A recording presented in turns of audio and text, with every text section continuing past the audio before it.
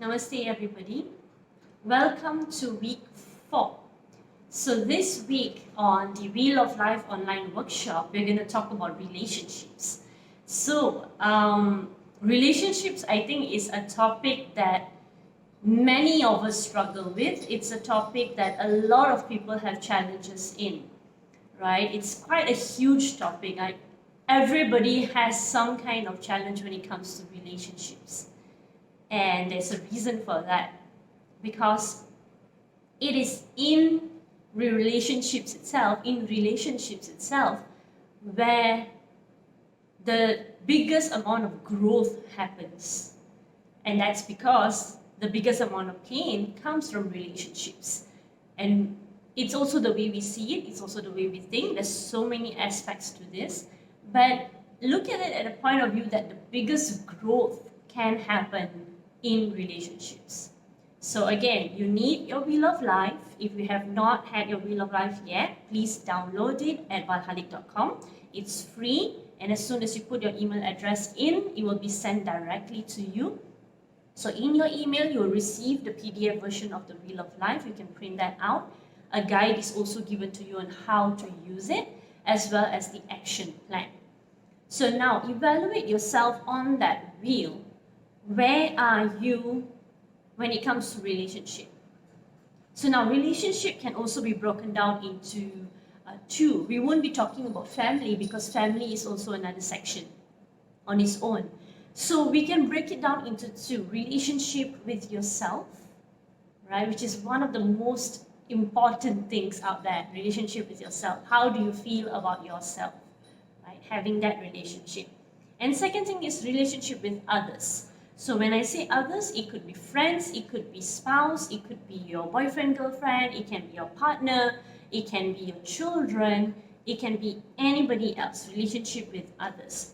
So what you can also do is, you can create another Wheel of Life specifically for relationships only. If relationship is a huge topic for you, create another Wheel of Life for relationships and put one category, self. So relationship with the self, relationship with maybe children, if you have children, with parents, with your spouse, or with your boyfriend, girlfriend. You can make your own pie chart basically with those different categories, and then evaluate yourself. So you're going deeper into the aspects of relationship and seeing clearly what pops out.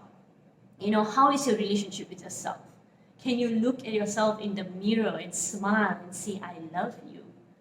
Right? How is that relationship? How do you feel about yourself? It's not just that, it's also how you feel about yourself, your body image, your character, your self-esteem, so many aspects to relationship with the self.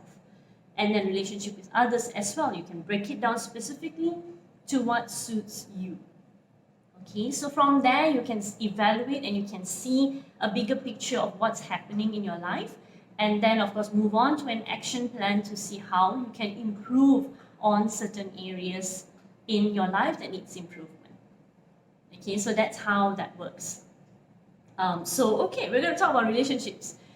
So here I would like to share a bit more about aloneness or solitude and loneliness, right? Because this actually encompasses all the different aspects of relationships, and it's such a huge topic for all of us that I feel that I need to talk more about this.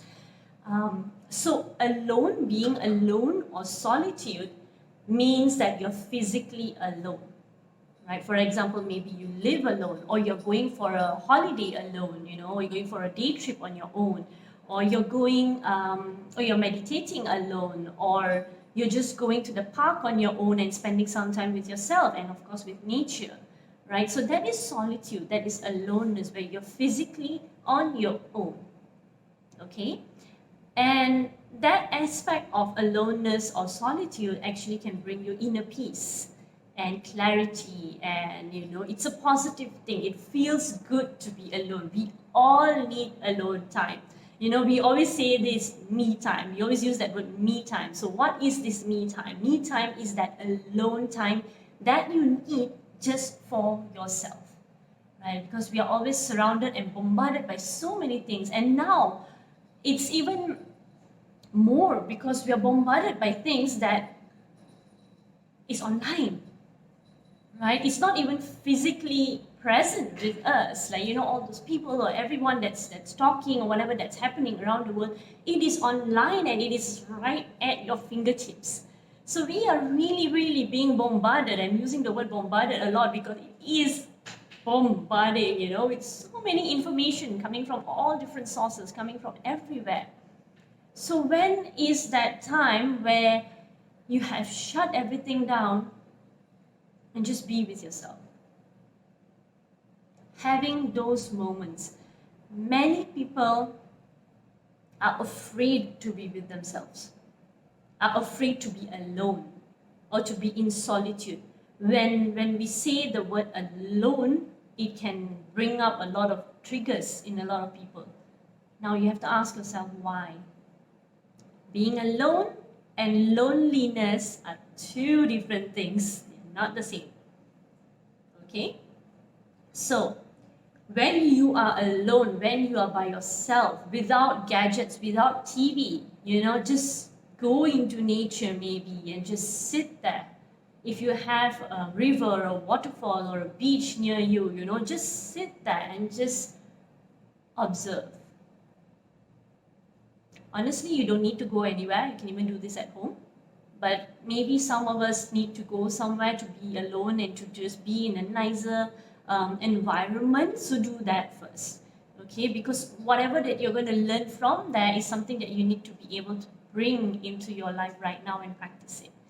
We can't escape all the time. We can't run all the time. That does not work as well. But for the first step, yes, go somewhere, be by yourself, no gadgets. Of course, bring your phone along for safety purposes, but no gadgets at that point of time. It means you're leaving your phone aside, and just being present, be alone,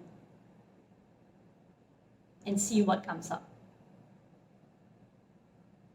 And whatever comes up from there are indicators, are signs of what you need to work on, are signs of all the things that you may have suppressed, are signs of,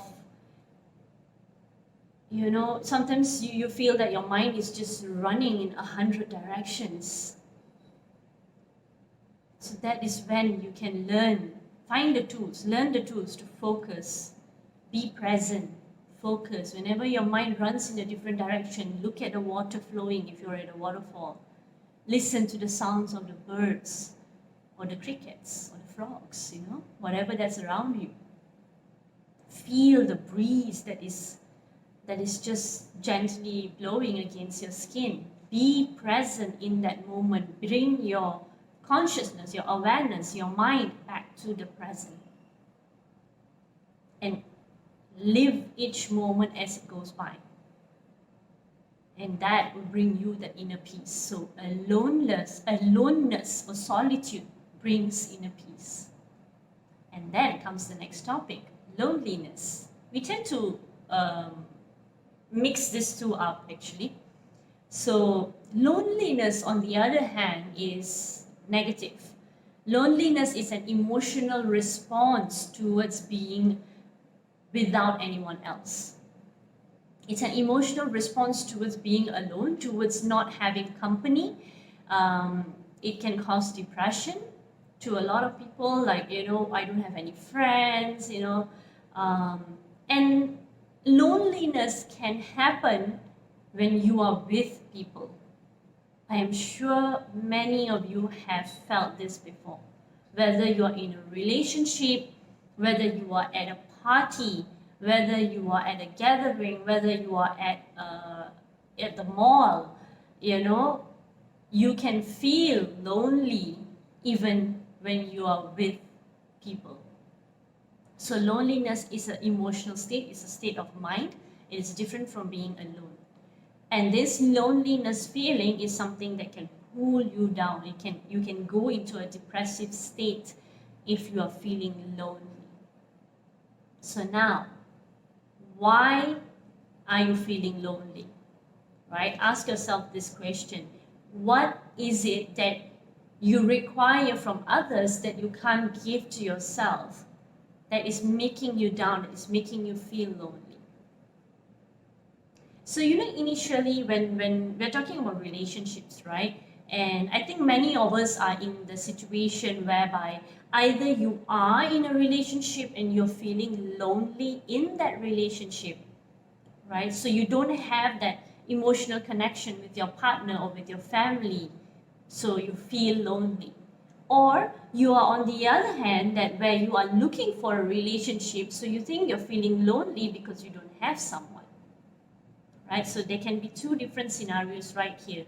Whichever that you are in, it is a state of, if it's negative, if it's pulling you down, it is a state of loneliness. Okay, being alone is when you're on your own and you're feeling a sense of peace and you're like, whoa, I can do so many things on my own and I can actually hear my thoughts. I can really sit down. I have the time to think. I have the time to do things. I have the time to feel, right? So that is aloneness. A lot of people are running away from that because they don't want to think, they don't want to feel, they don't want to even know what is inside. So that fear is something that you need to work on because those are all suppressed things. It is in that you can grow. It is in those things that you have suppressed that you can actually grow, right? So yeah, so you can be in any one of the situation. You can be either having a relationship, you have a family, but you're feeling lonely, or you don't have a relationship and you're looking for someone and you're feeling lonely. So lonely again is a state of emotions, it's an emotional state, it's a mental state, right? So now what can you do about this? When you're feeling lonely,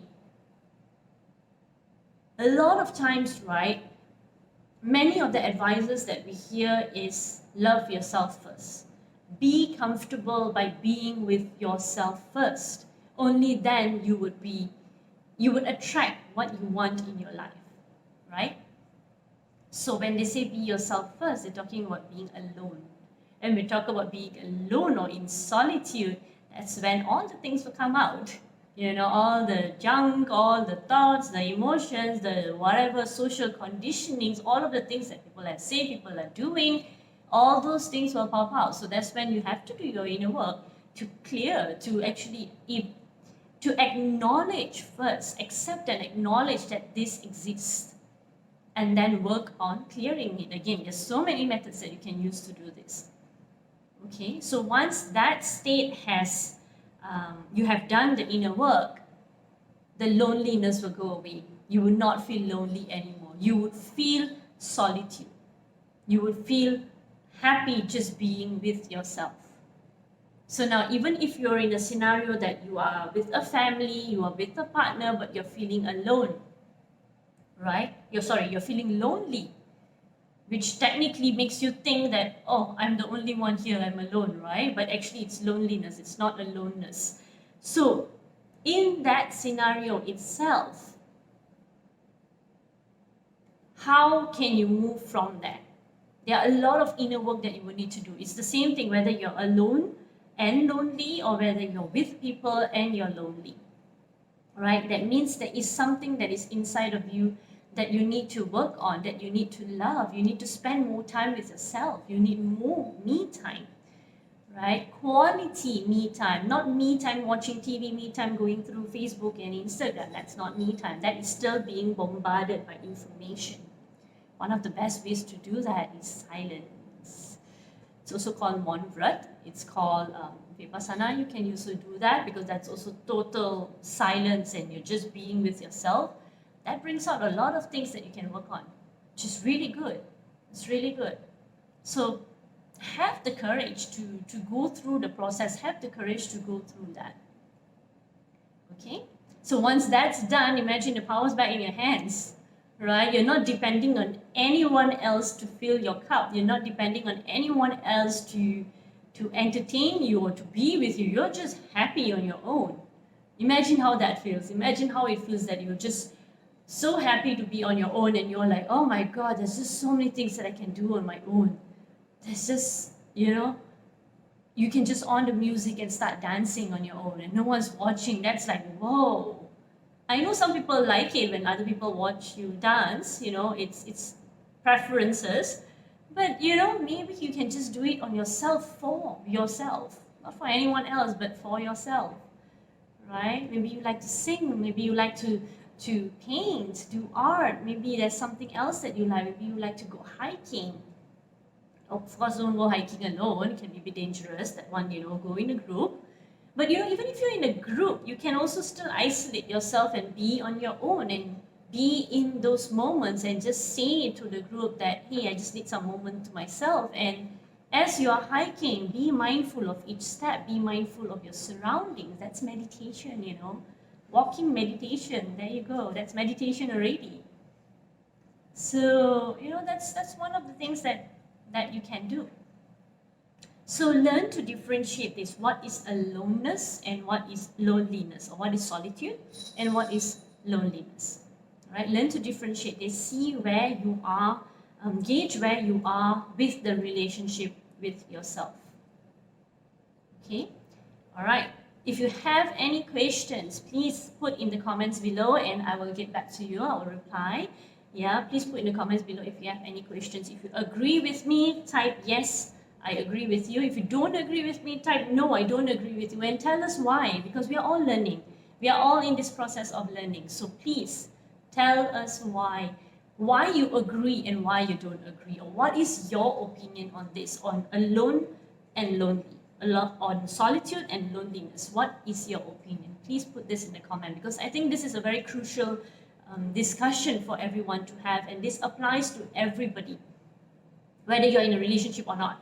It applies to everyone. Yeah, so put it in the comment. And another thing about relationship that I would like to talk about today also is society's ideas on relationships. I would like each and every one of us to really evaluate society's ideas on relationships.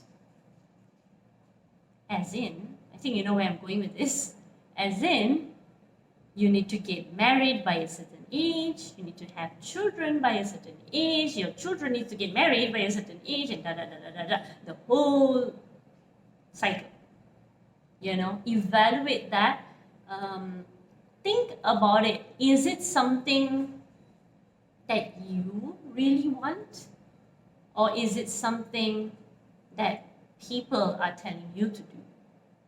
By people, you know what I mean. I don't have to mention that. You know what I mean. So, is it that, or is it what you really want? And then ask yourself another question.